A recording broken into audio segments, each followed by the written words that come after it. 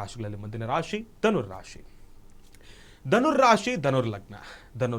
ಧನುರ್ಲಗ್ನದಲ್ಲಿರ್ತಕ್ಕಂಥವ್ರು ತಾವು ಇವತ್ತಿನ ದಿವಸ ಸ್ವಲ್ಪ ಜೋಪಾನ. ಹಾಕ್ತಕ್ಕಂಥ ಹೆಜ್ಜೆಯಲ್ಲಿ ಎಡುವತಕ್ಕಂಥದ್ದಿರುತ್ತೆ. ಸ್ವಲ್ಪ ಸಮಸ್ಯೆಗಳು ಎದುರಾಗ್ತಕ್ಕಂಥದ್ದಿರುತ್ತೆ.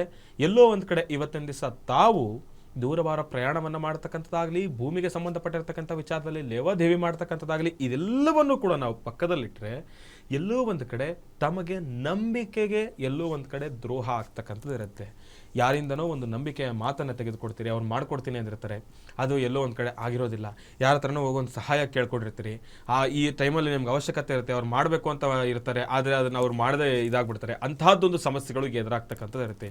ಹಾಗಾಗಿ ತಾವು ಇವತ್ತಿನ ದಿವಸ ಸ್ವಲ್ಪ ಜೋಪಾನವಾಗಿರಿ. ಇಂತಹದ್ದೊಂದಿಷ್ಟು ಸಣ್ಣ ಪುಟ್ಟ ಸಮಸ್ಯೆಗಳನ್ನು ತಾವು ಎದುರಿಸ್ತಕ್ಕಂಥದ್ದಿರುತ್ತೆ. ಇದೆಲ್ಲದಕ್ಕಿಂತ ಹೆಚ್ಚಾಗಿ ತಾವು ಇವತ್ತಿನ ದಿವಸ ಹಣಕಾಸಿನ ವಿಚಾರದಲ್ಲಿ ಸ್ವಲ್ಪ ಸಮಸ್ಯೆಗಳನ್ನು ಅನುಭವಿಸ್ತಕ್ಕಂಥವ್ರು ಇರ್ತೀರಿ. ಸ್ವಲ್ಪ ಜೋಪಾನ. ಎಲ್ಲೋ ಒಂದು ಕಡೆ ಇವತ್ತಿನ ದಿವಸ ಗಳಿಸೋದಕ್ಕಿಂತ ಕಳ್ಕೊಳ್ಳೋದೇ ಒಂದು ಪಟ್ಟು ಜಾಸ್ತಿ ಇರುತ್ತೆ. ಯಾವ ರೂಪದಲ್ಲಾದರೂ ಆಗಿರ್ಬೋದು. ಹಣಕಾಸಿನ ಲೇವಾದೇವಿಯನ್ನು ಮಾಡಬೇಕಾದ್ರೆ ಆಗಲಿ, ಖರ್ಚನ್ನು ಮಾಡಬೇಕಾದ್ರೆ ಆಗಲಿ, ಸ್ವಲ್ಪ ಜೋಪಾನವಾಗಿ ನೋಡಿಕೊಂಡು ಖರ್ಚು ಮಾಡ್ತಕ್ಕಂಥದ್ದು ಬಹಳ ಉತ್ತಮ. ಎಲ್ಲದಕ್ಕಿಂತ ಹೆಚ್ಚಾಗಿ ತಮಗೆ ಕುಟುಂಬಸ್ಥರಿಂದನೂ ಕೂಡ ಸಣ್ಣ ಪುಟ್ಟ ವಾದ ವಿವಾದಗಳು ಎದುರಾಗ್ತಕ್ಕಂಥದ್ದು ಇರುತ್ತೆ. ಮನೆಯಲ್ಲಿ ಸಣ್ಣ ಪುಟ್ಟ ವಿಚಾರಕ್ಕೆ ಮನಸ್ತಾಪಗಳು ಉಂಟಾಗ್ತಕ್ಕಂಥದ್ದಿರುತ್ತೆ.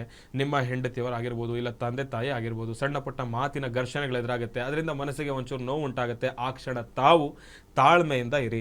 ವಾದ ವಿವಾದ ಅವ್ರು ಏನೇ ನಿಮ್ಮನ್ನು ಬೈದ್ರೂ ಕೂಡ ಆ ಕ್ಷಣ ತಲೆ ಬಗ್ಗಿಸಿ, ನಮಗಿಂತ ಹಿರಿಯರಾಗಿದ್ದಾರೆ, ತಂದೆ ತಾಯಿ ಒಂದು ಮಾತಂದ್ರೂ ಕೂಡ ಪರವಾಗಿಲ್ಲ ಅಂಥೇಳಿ ಆ ಕ್ಷಣ ತಾವು ತಲೆ ತಗ್ಗಿಸಿ ಮುಂದುವರಿತಕ್ಕಂಥದ್ದು ಬಹಳ ಉತ್ತಮ. ಆದರೆ ಅದಕ್ಕೂ ಕೂಡ ಒಂದು ಲಿಮಿಟ್ ಅನ್ನೋದಿರುತ್ತೆ.